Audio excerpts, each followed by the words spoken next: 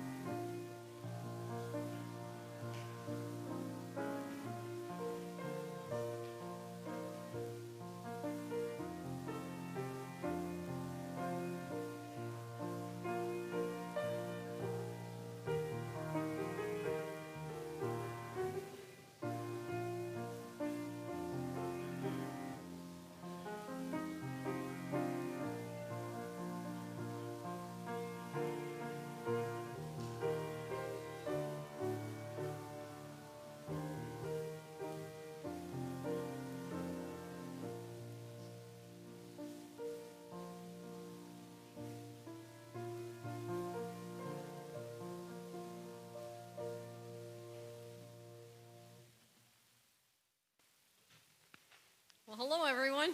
I think you all know my name, Darlene. Okay, I want to thank you all for coming out tonight. And tonight's program is a dramatic reading of the book of Ruth. It's straight from the Word of God using the New Living Translation. I pray that you will be strengthened, encouraged, and challenged by the book of Ruth. To start, I want to welcome you to Evergreen Baptist Church, and I was going to give you my condensed version of the history of the church. Are you guys up for the condensed version? Okay. All right. So, the Evergreen Baptist Church was organized under the name of the Poplar Street Baptist Church at its first meeting at the home of Mr. and Mrs. Oscar Johnson on October 28, 1937. Reverend Joseph Stilwell, pastor of Brunswick Baptist Church, Gary, Indiana, was the organizer and chairman of the meeting. At this meeting, the church voted to purchase the property at the corner of Poplar and Tremont Streets for $800 and to name the church Poplar Street Baptist Church, Incorporated of Michigan City, Indiana. The first chairman of the church was Mr. Carl Fabian. On April 13, 1938, Carl Brown became the congregation's first pastor. In June of 1938, the church voted to support its first full-time missionary, Mrs. Irene Cochran, to French East Africa in the amount of $12 per month. The first Easter sunrise service was held at Ames Field in April of 1939. In August of 1940, the choir presented its first evening of music. In 1941, the first evangelistic services were held with the Reverend George Bates speaking. On November 4, 1941, the name of the church was changed to the Missionary Baptist Church, Incorporated of Michigan City, Indiana. The building known as the Second M.E. Church at the corner of Barker and York Streets was purchased in August of 1942. It was noted that during the years of 1946 through 1951, the church continued to grow in the Lord, with souls being saved and many of the young people attending various Bible schools and colleges throughout the country, then going into full-time service.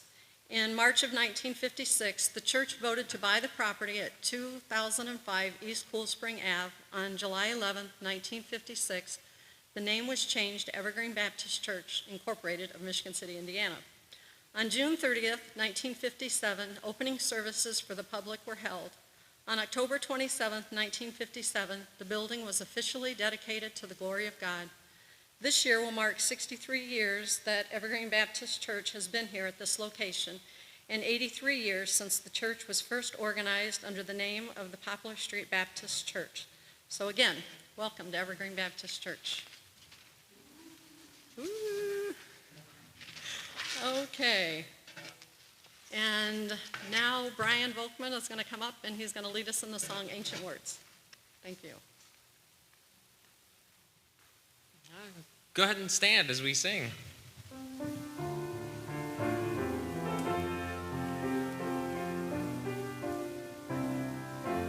Do we have a PowerPoint? There we go. Holy words long preserved for our walk in this world, they resound with God's own heart. Oh, let the ancient words impart. Words of life, words of hope, give us strength, help us cope in this world where'er we roam. Ancient words will guide us home. Ancient words ever true, changing me and changing you. We have come with open hearts. Oh, let the ancient words impart. Holy words of our faith, handed down to this age, came to us through sacrifice. Oh, heed the faithful words of Christ. Ancient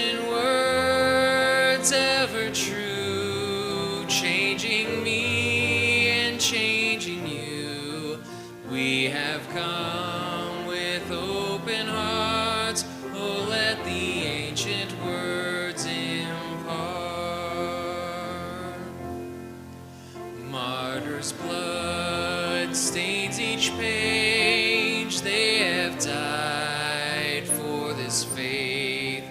Hear them cry through the years. Heed these words and hold them dear. Ancient words ever true, changing me and changing you.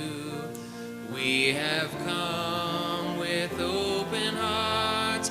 Oh, let the ancient words impart.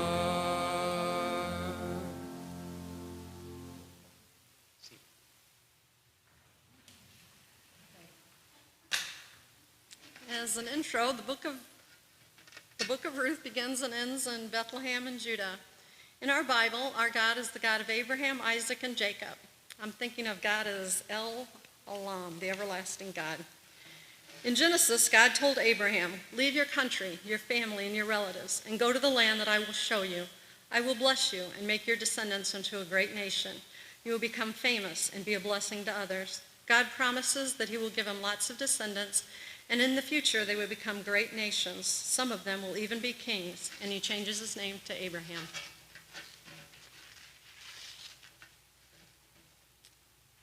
Okay, let's see. So we have Abraham. Abraham begot Isaac, and Isaac begot Jacob, and Jacob had 12 sons. The 12 tribes of Israel descended from the 12 sons of Jacob, later named Israel. We may know so much about Jacob's son Joseph. In Genesis 37, Joseph is sold into slavery, then from chapter 39 through the end of Genesis chapter 50, at which time Joseph dies. How many have heard of the historical account of Joseph? Raise your hand. Yay, okay. We know so much about Joseph and Joseph's leadership during a 7-year famine, but what about Judah? Judah was Jacob's 4th son to Leah. Judah becomes the tribe of Judah. Judah settles in the region south of Jerusalem and in time became the most powerful and most important tribe. Not only did it produce the great King David, but it was prophesied the Messiah would come from among its members. In Genesis 49, in Jacob's last words to his sons, it's Judah whom Jacob says, "The scepter will not depart from Judah, nor the ruler's staff from his descendants, until the coming of the one whom it belongs, and the one whom all nations will honor."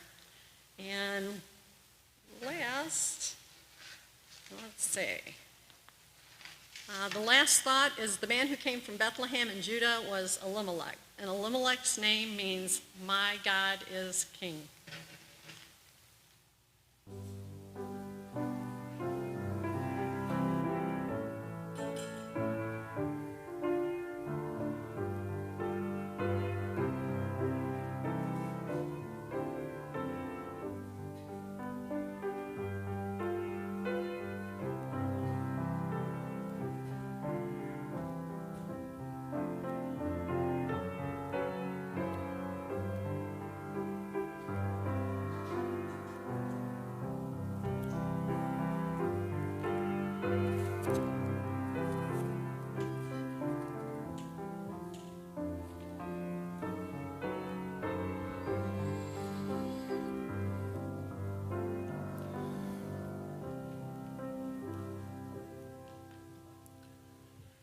In the days when the judges ruled Israel, a severe famine came upon the land.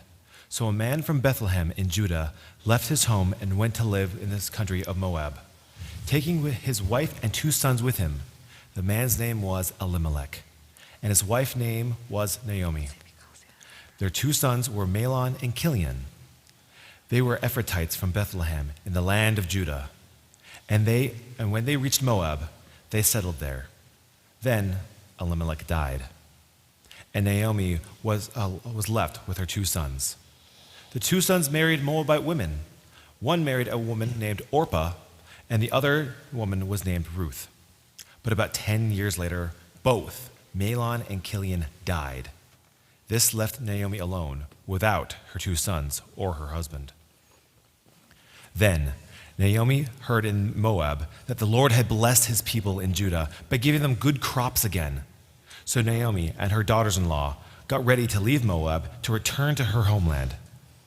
With her 2 daughters-in-law, she set out from the place that they had been living, and they took the road that would lead them back to Judah. But on the way, Naomi said to her two daughters-in-law, Go back to your mother's homes, and may the Lord reward you for your kindness to your husbands and to me. May the Lord bless you with the security of another marriage. She kissed them both goodbye, and they all broke down and wept. No, we want to go with you, to your people. But Naomi replied, Why should you go on with me? Can I still give birth to other sons who could grow up to be your husbands? No, my daughters, return to your parents' homes, for I am too old to marry again. And even if it were possible, and I were to get married tonight and bear sons, then what? Would you wait for them to grow up and refuse to marry someone else? No, of course not, my daughters. Things are far more bitter for me than for you, because the hand of the Lord is gone out against me. And again they wept together. And Orpah kissed her mother-in-law goodbye.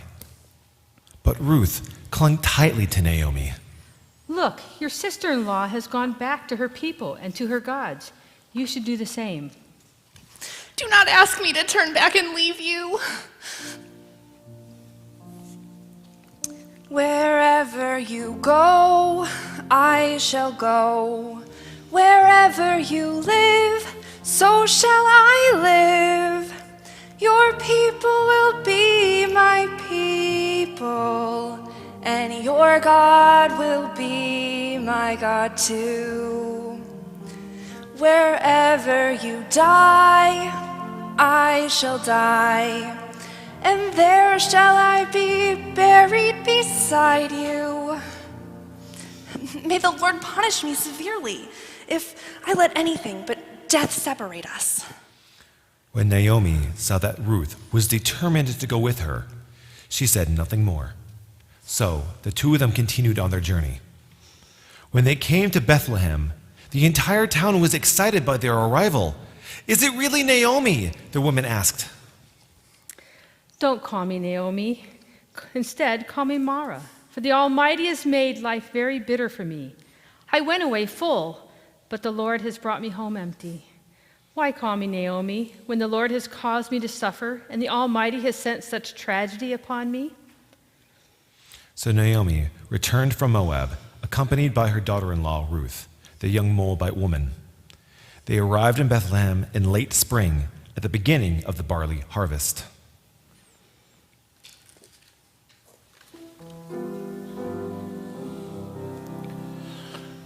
Great is thy faithfulness, O God, my Father. There is no shadow of turning with thee. Thou changest not, thy compassions, they fail not. As thou hast been, thou forever wilt be. Great is thy faithfulness, great is thy faithfulness. Morning by morning, new mercies I see. All I have needed, thy hand hath provided. Great is thy faithfulness, Lord, unto me. Now, there was a wealthy and influential man in Bethlehem named Boaz, who was a relative of Naomi's husband, Elimelech.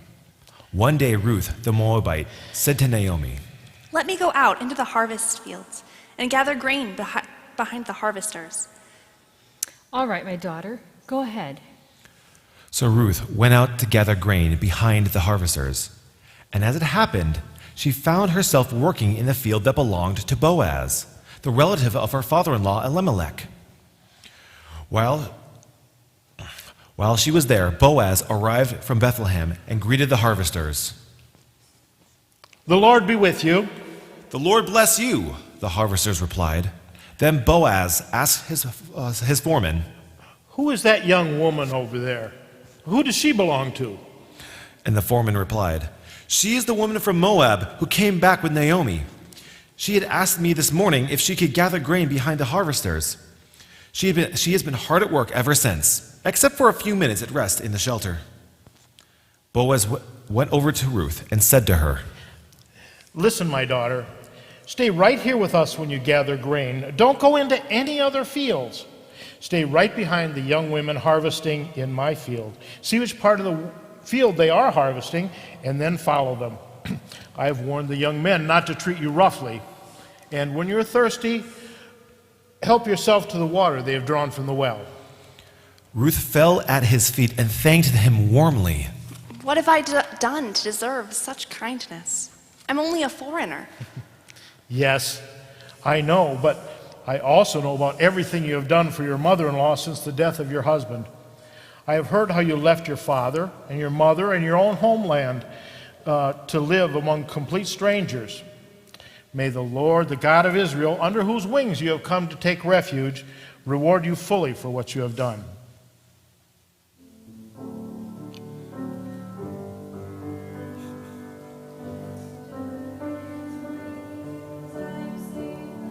Abiding, though the night deepens and tempests are wild, still I can trust him. I know he will keep me. He has redeemed me, and I am his child. Under his wings, under his wings, who from his love can sever?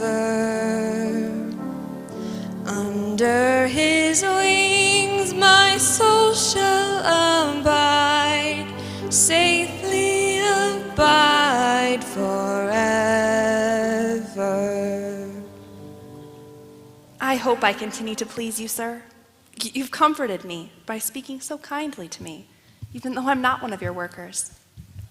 At mealtime, Boaz called to her. Come over here and help yourself to some food. You can dip your bread in the sour wine. So she sat with the harvesters, and Boaz gave her some roasted grain to eat. She ate all she wanted and still had some left over. When Ruth went back to work again, Boaz ordered his young men, Now let her gather grain right among the sheaves without stopping her, and pull out some heads of barley and drop them on purpose for her, and let her pick them up, and don't give her a hard time. So Ruth gathered barley there all day, and when she beat out the grain that evening, it filled an entire basket. She carried it back into town and showed it to her mother-in-law. Ruth also gave her the roasted grain that was left over from the meal. Where did you gather all this grain today? Naomi asked. Where did you work? May the Lord bless the one who helped you. So Ruth told her mother-in-law about the man whose fields she had worked in. She said, The man I worked with today is named Boaz. May the Lord bless him.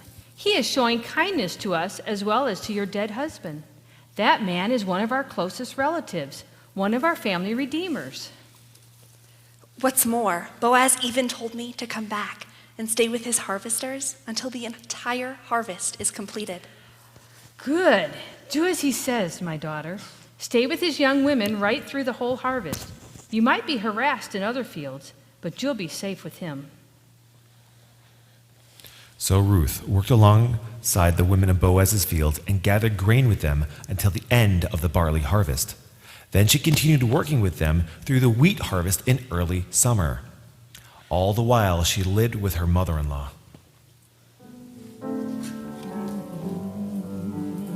Summer and winter and springtime and harvest, sun, moon, and stars in their courses above, join with all nature in manifold witness to thy great faithfulness, mercy, and love. Great is thy faithfulness, great is thy faithfulness. Morning by morning, new mercies I see. All I have needed, thy hand hath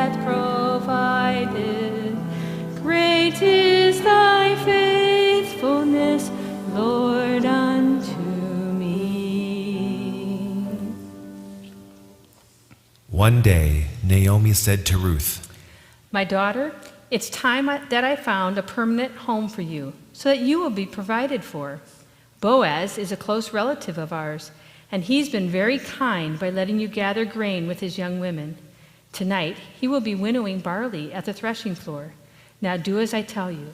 Take a bath and put on perfume and dress in your nicest clothes.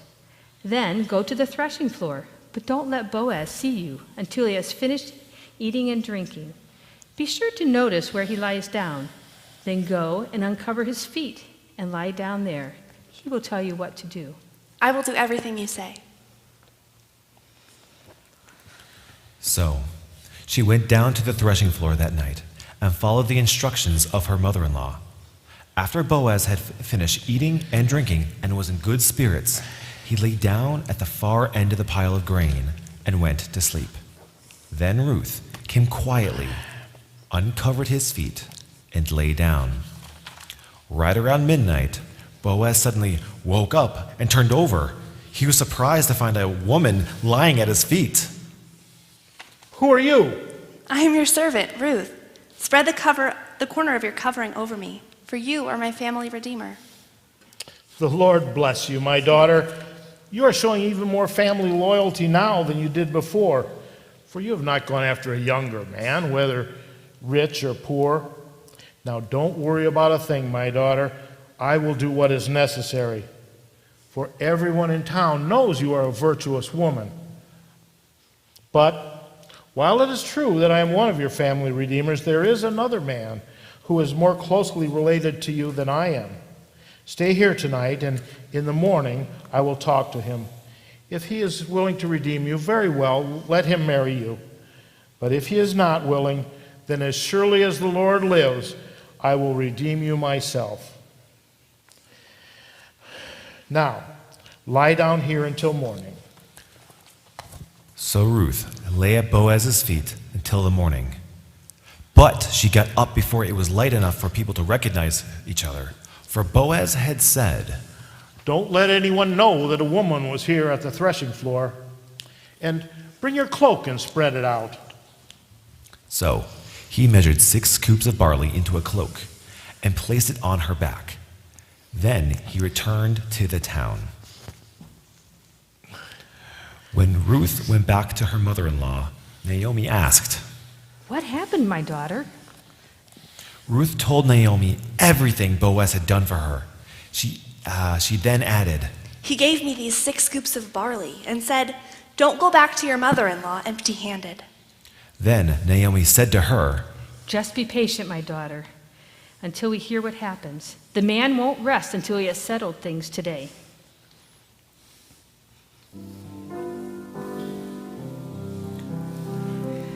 Pardon for sin and a peace that endureth, thine own dear presence to cheer and to guide, strength for today and bright hope for tomorrow, blessings all thine and 10,000 beside.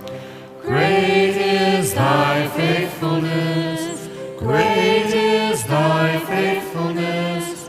Morning by morning, new mercies I see. All I have needed, thy hand hath provided. Great is thy faithfulness, Lord, unto me. Boaz went down to the town gate and took a seat there. Just then, the family redeemer he had mentioned came by, so Boaz called out to him. Come over here and sit down, friend. I want to talk to you. So they sat down together. Then Boaz called the 10 leaders from the town and asked them to sit as a witness. And Boaz said to the family redeemer, Now you know Naomi, who came back from Moab. She is selling the land that belonged to our relative Elimelech. I thought I should speak to you about it so that you can redeem it if you wish. If you want the land, then buy it here in the presence of these witnesses. But if you don't want it, let me know right away, because I am next in line to redeem it after you.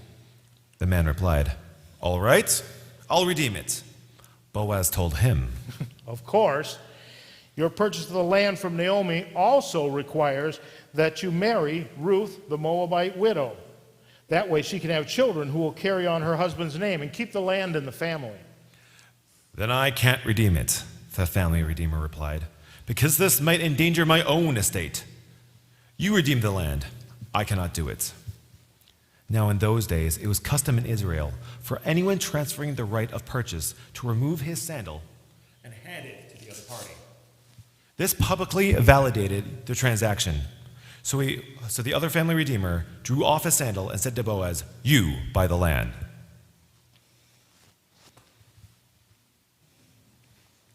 Then Boaz said to the elders and to the crowd standing around, You are witnesses that today I have bought from Naomi all the property of Elimelech, Kilion, and Mahlon. And with the land, I have acquired Ruth, the Moabite widow of Mahlon, to be my wife. This way, she can have a son to carry on the family name of her dead husband and inherit the family property in his hometown. You are all witnesses today. Then the elders and all the people standing around the gate replied, "We are witnesses." May the Lord make this woman who is coming into your home like Rachel and Leah, from whom all the nations of Israel descended. May you prosper in Ephratah and be famous in Bethlehem, and may the Lord give you descendants by this young woman who will be like those of our ancestor Perez, the son of Tamar in Judah. So Boaz took Ruth into his home, and she became his wife. When he slept with her, the Lord enabled her to become pregnant, and she gave birth to a son. Then the women of the town said to Naomi, Praise the Lord, who has now provided a redeemer for your family. May this child be famous in Israel. May he restore your youth and care for you in your older days, for he is the son of your daughter-in-law who loves you and has been better to you than 7 sons. Naomi took the baby and cuddled him to her breast, and she cared for him as if he were her own. The neighbor woman said, Now at last, Naomi has a son again. and they named him Obed, and he became the father of Jesse and the grandfather of David. This is the genealogical record of the ancestor Perez. Perez was the father of Hezron. Hezron was the father of Ram. Ram was the father of Amminadab. Amminadab was the father of Nahshon. Nahshon was the father of Salmon. Salmon was the father of Boaz. Boaz was the father of Obed. Obed was the father of Jesse, and Jesse was the father of David.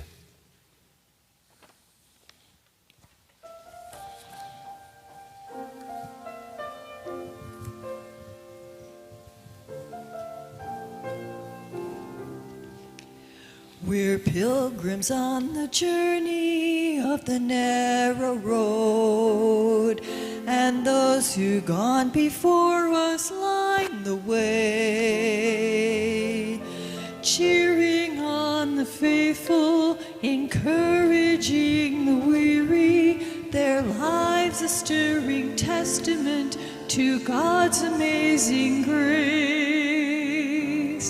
Surrounded by so great a cloud of witnesses, let us run the race not only for the prize, but as those who've gone before us, let us leave to those behind us the heritage of faithfulness passed on through godly lives.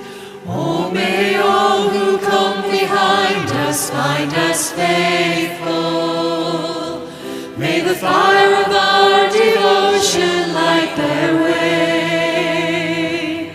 May the footprints that we leave them to believe, and the lives we live inspire them to obey. Oh, may all who come behind us find us faithful.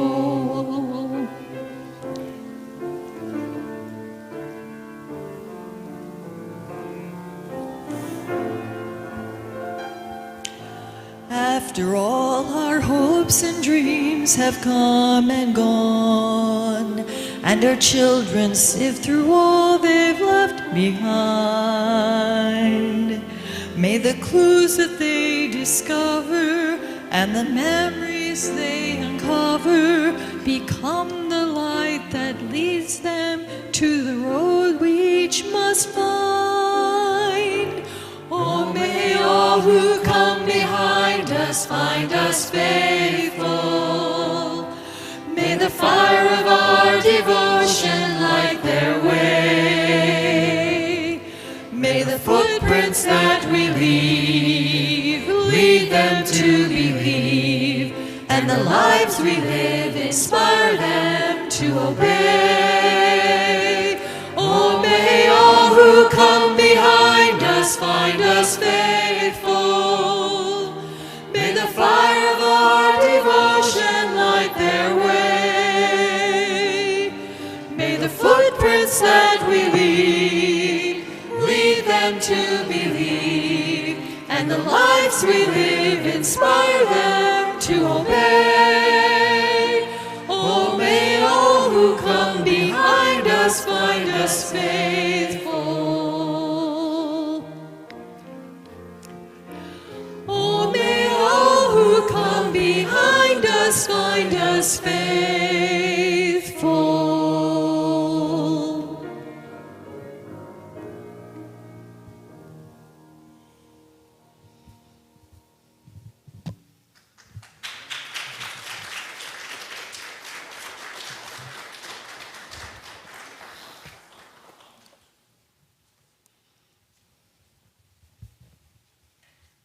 Set you up here.